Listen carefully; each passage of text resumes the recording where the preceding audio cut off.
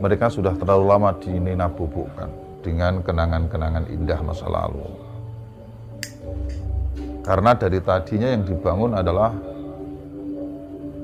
tentang kita ini adalah dzurriyyah Nabi. Sehingga setiap berbicara Ahlul Bait, merasa dirinya adalah orang yang paling dzurriyyahnya.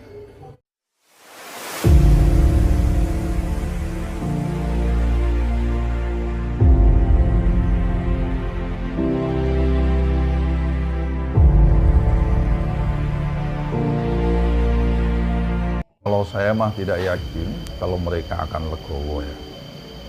Sebab legowo itu membutuhkan kekosongan hati, membutuhkan kebesaran jiwa.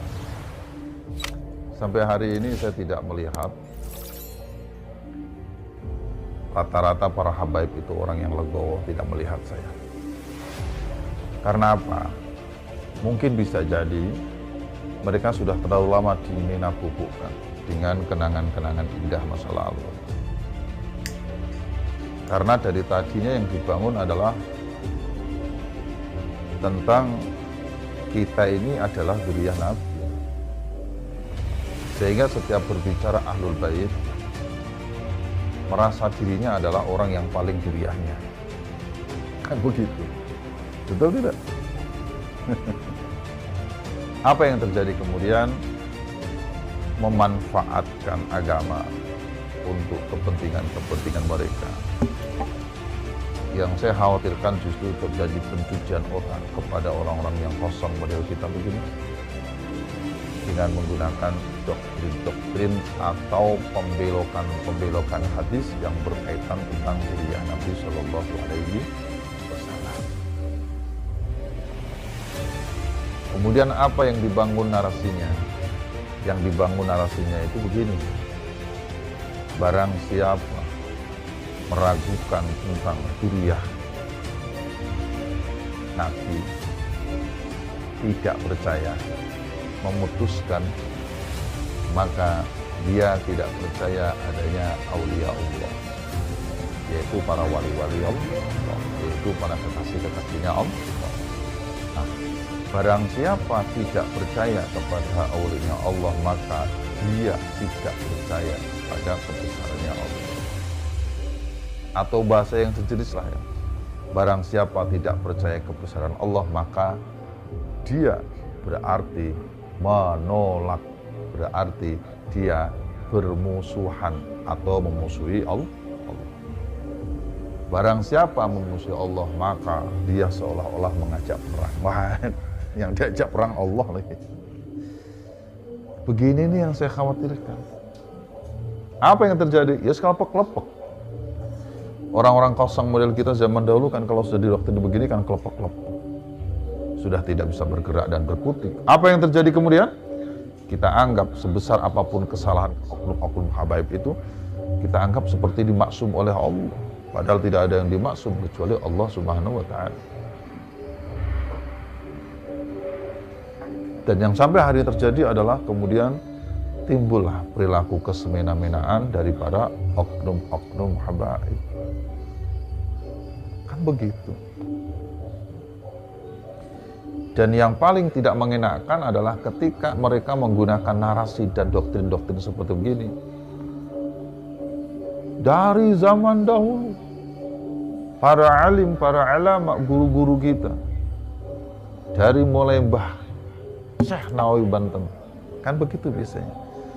Dari Hadratus Syekh Mbah Khalil Mangkalan, dari Hadratus Syekh Mbah Hasyim Asy'ari, dari Hadratus Syekh Mbah Mun Sarang, kan biasanya begitu yang dipakai, yang digunakan nama-nama kebesaran guru-guru kita. Yang kalau kita mendengarnya sudah kelepek-kelepek kita. Tidak ada mereka yang berani untuk mengoreksi nasab para habaib. Ini orang baru kemarin, baru punya kitab 1, 2, 3, sudah berani mengoreksi nasab habaib. Kata-kata itu didengar oleh orang-orang yang polos model kita. Apa yang terjadi adalah suudzon, prasangka buruk, seolah-olah kiai-kiai yang meragukan nasab mereka adalah kiai-kiai yang su'ul adab kepada guru-gurunya. Betul tidak? Padahal kalau kita mau jujur, saudaraku yang baik, saudaraku yang budiman dimanapun berada, zaman dahulu dan sekarang itu kenyataannya beda. Dulu saya temui zaman saya masih kecil ya, kalau ketemu habaib itu bawaannya adem, ayem, tentrem, enak, alim, nasihatnya itu mencerahkan. Dulu ada habaib yang di daerah kita itu namanya Syekh Hamzah Asy'ath. Itu beliau saja saking tawadhu'nya kepada kiai-kiai yang ada di daerah, ada di kampung saat itu, nggak berani mendirikan pesantren. Yang beliau dirikan itu masjid untuk berkumpulnya para jamaah untuk sholat bersama. Bukan apa-apa, bukan karena beliau tidak punya ilmu, alim, beliau ini hafidz Quran. Tapi karena tawadhu. Susah dibayangkan lah bahasanya. Kepada para kiai, para alim, para ulama di kampung setempat. Apa yang terjadi? Para kiai, para alim, para ulama di kampung atau di daerah dimanapun berada itu, mereka itu punya prinsip.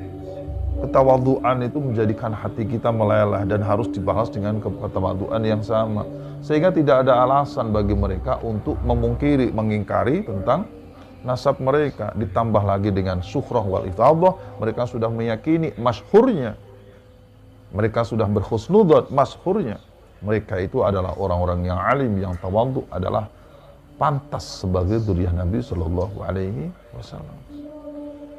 Tapi yang sekarang terjadi kan beda. Mengaku dzurriyyah Nabi, congkaknya melebihi kecongkaan yang paling congkak. Akhlaknya tidak terjaga, lisannya menyakitkan hati, tutur katanya memprovokasi. Tidak enak diomongin lah. Kan semua bisa melihat sendiri itu yang ada di YouTube. Apa yang kemudian terjadi? Ulama-ulama kiwari, ulama-ulama zaman sekarang kan bertanya-tanya, apa benar sih orang model begini ini dzurriyyah Nabi? Ditambah lagi dengan masalah pernasaban itu sudah ada sejak dari zaman bahula. Sudah ratusan tahun, bahkan ribuan tahun yang lalu. Akhirnya para ulama-ulama yang punya keberanian dan alim alama, punya ilmu inilah, mereka membuka kembali kitab nasab dan benar ditemukan bahwasanya dzurriyyah Sayyid Ahmad bin Isa tidak ada ditemukan di kitab-kitab yang tahunnya mendekati tahun saat itu adanya seorang putra beliau yang disebut sebagai Ubadillah atau disebut sebagai Abdullah. Itu kan diselidiki, dikaji ulang, akhirnya saya menamakan itulah yang disebut dengan khasanah ilmu. Timbullah keputusan sekarang, sebagian menganggap rungkat, munqati', tidak tersambung, tidak ada, diada-adakan. Bahkan dalam beberapa kitab itu tersambung melalui mimpi yang seperti pernah saya sampaikan dulu. Beda zaman, dan itu biarkan saja sebagai hasanah ilmu pengetahuan. Maka yang lebih bagus adalah jika memang ada orang yang merasa dirugikan atas kajian-kajian yang ada, anggap saja kajian Kiai Imaduddin, maka mestinya dia sanggah dengan ilmu, atau kalau tidak ya sudah saja laporkan Kiai Imaduddin ke kantor polisi. Itu yang saya tunggu-tunggu dari dulu. Makanya, maaf ya, kemarin itu ketika ada surat somasi ya, saya pernah dengar katanya ada orang yang aktivis nasab yang disomasi itu, saya senangnya minta ampun. Sampai teman saya mau syukuran, mau nyembelih mentok. Ya karena memang permasalahan ini harus diselesaikan kedua tempat. Satu, di pengadilan, dan itu pintu masuknya saya anggap dari somasi tadi. Tapi hanya kuciwa, kecoa. Apa kecoanya? Ternyata somasinya itu adalah hoax. Ada tangannya katanya dipalsukan dan lain sebagainya. Masya Allah, kecewa deh. Tapi kami dengar katanya ada laporan dari sebagian Zuriyah Wali Songo terhadap oknum habaib atas penyebaran fitnah atau hoax, nggak tahu, yang katanya laporannya sudah masuk ke kantor polisi. Ya mudah-mudahan saja pintu masuk ini bisa menjadi pembuktian diterima oleh semua pihak. Benar enggak kesahihan, kebenaran tentang tersambungnya Ba'alawi sampai ke Kanjeng Rasulullah SAW. Karena itu satu-satunya yang bisa meredakan hal ini. Atau yang kedua adalah keterlibatan pengurus besar Nahdlatul Ulama. Jadikan ini bahan kajian Bahthul Masail, undang para alim, para ulama yang ahli nasab, ahli sejarah, bil khusus tarikh Islam, lalu adakan kajian di situ. Kemudian fatwakan hasilnya. Itu salah satunya. Kenapa mesti NU, Gus? Ya dalam hal ini memang yang sangat banyak dilibatkan adalah warga NU. Baik NU secara struktural ataupun warga NU secara kultural. Kalau selain NU kan tidak banyak dilibatkan yang heboh masalah nasab habaib ini. Betul tidak? Alhamdulillah. Saya teruskan ya. Sehingga atas dasar ketawaduan itulah mereka ya tidak mungkin mengungkit-ungkit nasab orang-orang yang baik, orang-orang yang tawadhu. Karena tadi dasarnya adalah husnudzon, syuhrah wal iftifadhah. Jadi zamannya sekarang sudah beda. Makanya sering saya katakan, tulis ya dengan tinta yang sangat tebal, biarkanlah kebenaran itu menemui jalannya. Allahumma shalli wa sallim wa barik alaihi. Kenapa sih timbul permasalahan ini? Ya tadi dipicu dari akhlak-akhlak yang mengaku sebagai zuriyah Nabi, ya oknum saja ya, tetapi tidak mencerminkan tentang datuk dan leluhur-leluhur akhlaknya yang mulia. Ditambah lagi dengan saya dengar informasi ada seorang oknum habaib yang menikah cukup dengan menggunakan telepon. Masya Allah. Dan banyak hal kadang-kadang ini kalau kita dengar menyakitkan hati.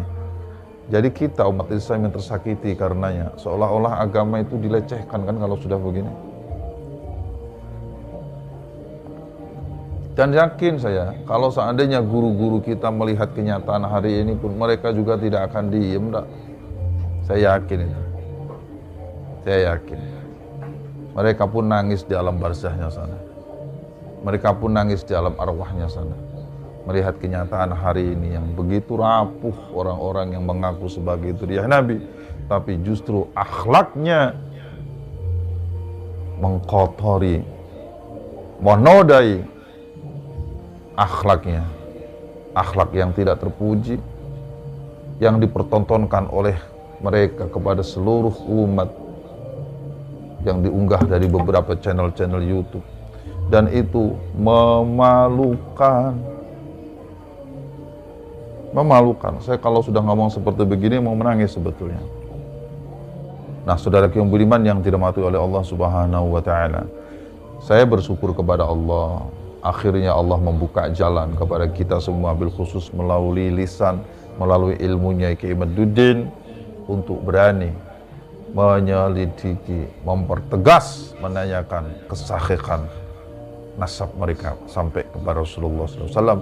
Biar dunia tahu benar nggak orang-orang yang akhlaknya tercela ini pantas sebagai zuriyah Nabi, supaya mereka tidak menodai Rasulullah Muhammad SAW yang tentunya pasti melecehkan dan menodai agama.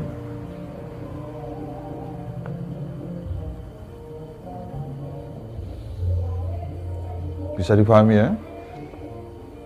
Sehingga kalau sudah mengadakan kajian dengan tiga, saya lihat nih ada tiga kajian yang utama. Satu dari ilmu nasab, ilmu sejarah, dan yang ketiga dari ilmu DNA. Lah kok yang begini-begini ini ada orang nyeletuk. Udah kita mubahalah. Ini orang makan kecubung dari mana ini? Ini orang kesambet dari mana ini? Mereka tidak paham tentang kaidah-kaidah dan dasar-dasar mubahalah, ujuk-ujuk mengajak mubahalah. Akang, ya, Ujang, ini bukan masalah mubahalah. Ini masalah ilmu, bukan fitnah. Jika memang ada yang merasa dirugikan, tidak terima, maka dua hal tadi lakukan. Satu, laporkan ke IMAT kepada polisi. Atau yang kedua, minta supaya orang-orang yang dirugikan ini membuktikan kebenarannya, membantah apa yang dilakukan oleh Kiai Imad, baik di forum-forum resmi ataupun di tempat-tempat lain. Tetapi jangan provokasi, jangan kira-kira mencuci otak orang sehingga timbul kalimatnya adalah kalimat mereka memfitnah, mereka memecah belah umat. Justru yang memecah belah umat adalah mereka yang ketika dikritisi, diragukan kebenarannya, mereka diam saja. Kenapa yang dimaksud dengan diam aja? Kan ini jelas sasarannya adalah Rabithah Alawiyah sebagai organisasi para habaib Dzurriyyah Ba'alawi yang ada di Indonesia. Mestinya RA yang harus menginisiasi ketemu dengan Kiai Imad, sebab hakul yakin yang paling dirugikan di sini adalah RA, bukan pribadi-pribadi, apalagi ini para muhibin. Nah, saudaraku yang baik, kami tidak akan perpanjang cerita ini, karena sebetulnya kami hadir silaturahim hari ini bukan ingin membahas itu. Kami hanya ingin membahas tentang beberapa poin yang kami tulis, yang intinya adalah sebagai hamba-hamba Allah yang masih memiliki kultur adat ketimuran, sehingga masih memiliki rasa, agama, dan tabiat serta budaya-budaya mulia. Sebagian dari saudara-saudara kami menyebut dengan belak-belakan bahwasanya nasab Ba'alawi munqati', rungkat, putus. Akan tetapi kami tetap menyatakan atas dasar keputusan bersama dari Kutraswala Pertemuan Benda Kerep bahwasanya nasab Ba'alawi sampai hari ini masih tetap mukhtalafun fih, dengan catatan sebagai berikut. Tolong diperhatikan ge, nyun sewu. 1. Sambil menunggu musyawarah lanjutan dari episode berikutnya pertemuan di Benda Kerep yang sudah berjalan beberapa waktu lalu. Kenapa kami tidak sebutkan pertemuan Banten kemarin? Sebab pertemuan Banten ini kami rasa hambar. Hambar itu tidak memutuskan apa-apa yang kami anggap penting, tidak sebagaimana cerminan dari judul acaranya. Maka nyun sewu, kami tidak mempertimbangkan keputusan yang ada di Banten. Nyun sewu nggih, Gus, dan juga seluruh saudara-saudaraku yang ada di sana. Bahwasanya apa yang nanti diputuskan dalam pertemuan berikutnya yang wajib dihadiri minimal 50% dari seluruh peserta yang hadir di Benda Kerep, itulah nanti yang akan kami taati keputusannya. Apakah keputusannya adalah munqati', rungkat, atau tetap mukhtalafun fih? Kumaha engkewe lah, cek orang Sunda banyak. Musarawana kita aja nanti ya. Oke, ngantosan waktuna, kami pemberitahuan deknya, kalemanya. Catatan yang kedua, nyun sewu, ini penting diperhatikan. Meminta kepada Rabithah Alawiyah. Jadi isinya ini meminta sajalah ya. Kalau warning mah, terlalu tinggi bahasanya. Apalagi ancaman, apalagi peringatan, enggak lah. ini memintanya, lamun cek bahasa nama memohon begitunya, meminta kepada RA Rabithah Alawiyah dalam tanda kurung agar satu menertibkan seluruh anggotanya atau siapa saja yang berafiliasi dengannya, baik perorangan ataupun lembaga, baik muhibbin atau simpatisannya, supaya tertib dimanapun berada, tidak provokatif dan tidak mengadu domba antara Dzurriyyah Wali Songo dengan para habaib. Di sini kami sebut Habib ya, atau disebut habaib sebab kami yakini mereka ini dzurriyyah dari Yaman. Paham ya maksudnya? Alhamdulillah. Dengan tidak mempersekusi, dengan tidak mengintimidasi. Nah, contoh intimidasi itu ya seperti yang kemarin ya dilakukan, ada ulama yang kebetulan beliau Wali Songo dan Al-Qutbi Nasab, kemudian ada oknum yang menolak. Nah, ini bagian daripada intimidasi itu. Tidak dijelaskan di sini. Saya ulangi lagi, tidak mempersekusi, tidak mengintimidasi siapapun terhadap para kiai yang kontra Ba'alawi sebagai dzurriyyah Nabi Sallallahu Alaihi Wasallam. Yang ketiga, memberikan pendidikan akhlak, nyun sewu nggih, memberikan pendidikan moral kepada para oknum Ba'alawi yang lisannya tidak terjaga, akhlaknya tidak terjaga, tutur katanya menyakitkan, meresahkan, merendahkan para kiai dan masyarakat pribumi. Nyun sewu, tolong diperhatikan nggih. Kami berharap catatan-catatan ini sampai kepada beliau ya, yang kita maksud tentunya. Yang keempat, meminta dengan hormat kepada Rabithah Alawiyah agar melakukan seleksi, ya mungkin semacam screening ya, kepada para oknum-oknum habaib yang hendak beraktivitas di dalam dunia dakwah dan ceramah atas ilmunya, untuk dikoreksi, diperbaiki ulang agar kajian-kajian di dalam dakwah dan ceramahnya bisa berbobot dan tidak bercerita tentang halu dan doktrin-doktrin yang menjauhkan umat dari akidah.